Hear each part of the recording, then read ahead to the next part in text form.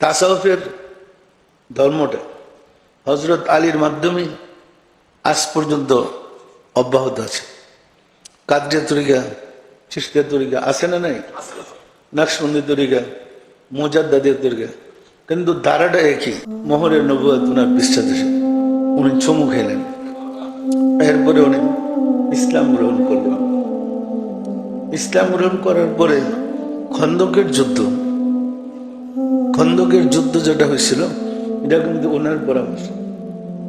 মদিনায় মক্কার কাফেররা আক্রমণ করতে গিয়েছিলেন, তখন মুসলমানদের সত্য এমন বেশি ছিল না। এক যুদ্ধে তো অসংখ্য মুসলমান মারা গেছে, ফৌজের যুদ্ধে, আর বীর মুক্তিযোদ্ধার সংখ্যা কম ছিল।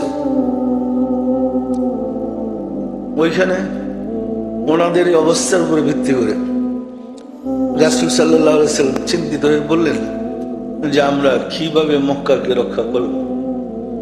আমাদের লোক সংখ্যা তো কম, আর এরা তো অনেক বেশি লোক আসছে। সালমান ফার্সি রাদিয়াল্লাহু তাআলা বললেন, হযরত একটা কাজ করলে হয় না? কি কাজ? বললেন যে আমরা মক্কার চারদিকে ট্রেন্স খোলাই করে রাখি, তখন এরা ট্রেন্স অতিক্রম করা এই বাসার আসবে না। আসতে হইলে এই ট্রেন্সের গর্তের মধ্যে রাখবো, গর্তে বললে তখন আমরা পিঠে ওইখানে মারি যেত।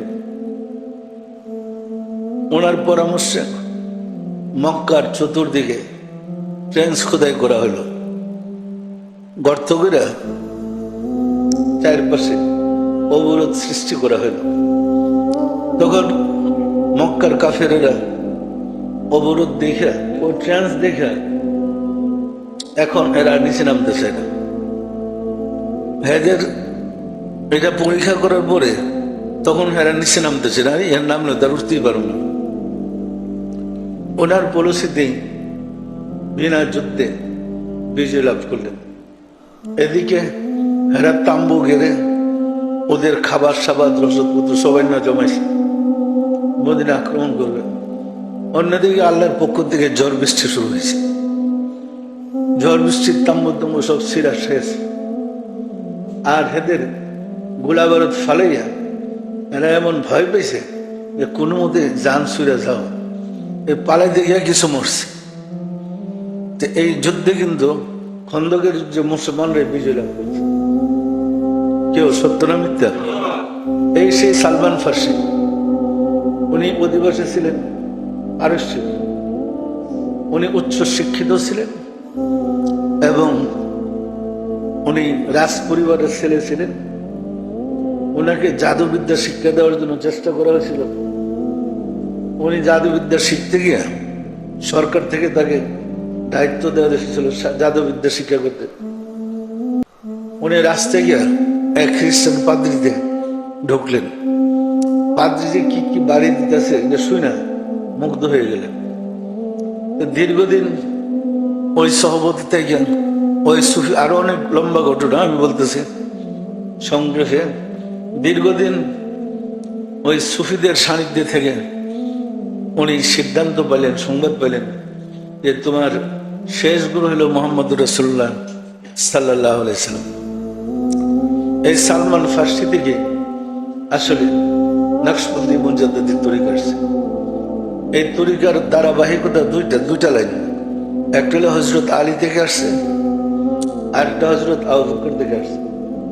আবু বকরের নামটা এই কারণে উচ্চারণ করা হয়েছে যে তখন খলিফাতুল মুসলিমিন ছিলেন হযরত আবু বকর সিদ্দিক রাদিয়াল্লাহু তাআলা।